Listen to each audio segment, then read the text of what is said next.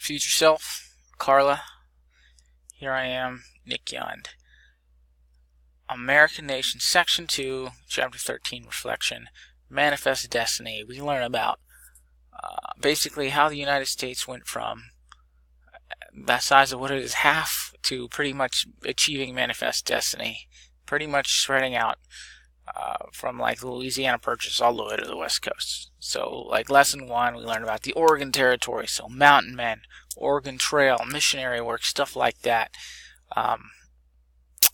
2 is Texas and Florida. Texas is very action-packed because you have the Alamo happens, and there's a lot going on there.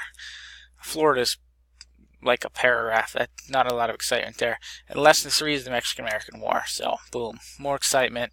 It's an entertaining chapter, and it's easily able to be presented in an entertaining way. 2 virtual lessons for this chapter. The first week is on Oregon. It's a really good virtual lesson. Kids always enjoy it because the content for a single lesson I can fill in about half hour. You go in detail, in the weeds. But then for the last like 15 minutes, or if you compact a little more, you play a little longer, we play the old school Oregon Trail game. I have a link to an emulated version of the game. It's all like text and numbers based. And we'll play for like 15-20 minutes together, me and the class. It works for most of the kids, and they can make their own little wagon party, and we talk about it, what we're going through. Oh, I'm crossing the river right now, Mr. Yund, and you fell off the boat and drowned. And the kids always get a kick out of it. I always have a party, and I name it, I'm the wagon leader, and then whoever's in class with me, I'll add them in there. If there's not enough, I'll add other teachers in there, and then, Mr. Vinny gets bit by a snake, and we all have a good time with it. And it's not hard to pick up as a video game. So that's a very fun virtual lesson. Second virtual lesson for the second week is pretty much the Mexican-American War, and you can't talk about that without talking about Texas from the prior lesson. So it's a lot of history on the state of Texas and then the Mexican-American War. I did add some supplemental stuff to the lessons here because there's a lot of movies about things like the Alamo. So that's definitely in there. Basic upgrading, updating the objective pages as always, the vocab page as always, checking for spelling errors and broken pictures and links and things like that. Do I have a note for this? Oh, I do have a note. We tried a vocab assignment for this. And this is something I started to do with Advanced far more frequently, where I give them a choice of what they want to do, but it's going to be a writing composition of some sort. So there's usually around an average of a dozen vocab words per chapter. So this one had a couple more, I think. And I give them an option where they can write sentences using the words, and then they have to use, like most of the words, 10 of the words, or write me a story using less of the words, in this case 6, or a poem or something like that, using vocab words to make something creative.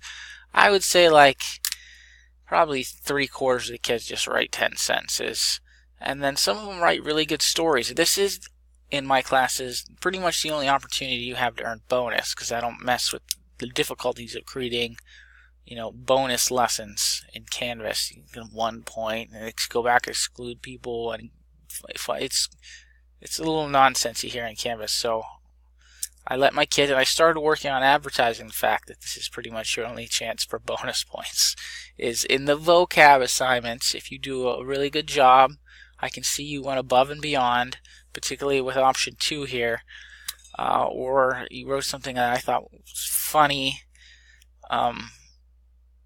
You get, I think the most I've ever given for like something crazy awesome was like 3 bonus points, so like a 13 out of 10. Most of them I just throw an extra point, maybe 2. So it seems to be a good system, and I have some kids that always write phenomenal things. They're always picking up bonus points.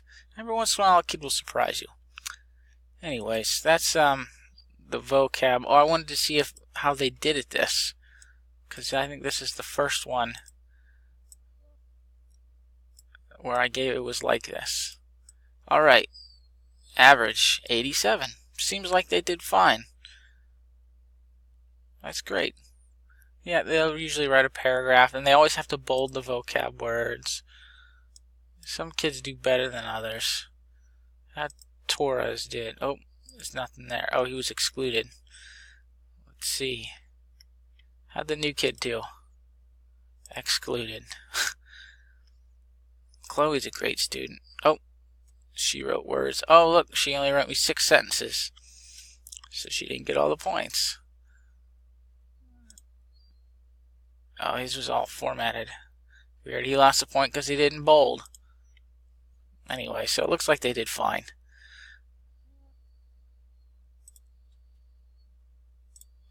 Yeah, we talked about the other virtual lesson. Oh, we have a second virtual lesson in the Mexican-American War. MLK is in the middle there. Let's check our test, shall we? Check that speed grader.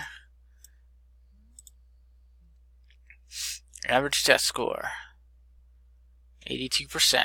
A little lower than advanced, but that would be expected. Danny did 100%. Yeah, no essay in section 2.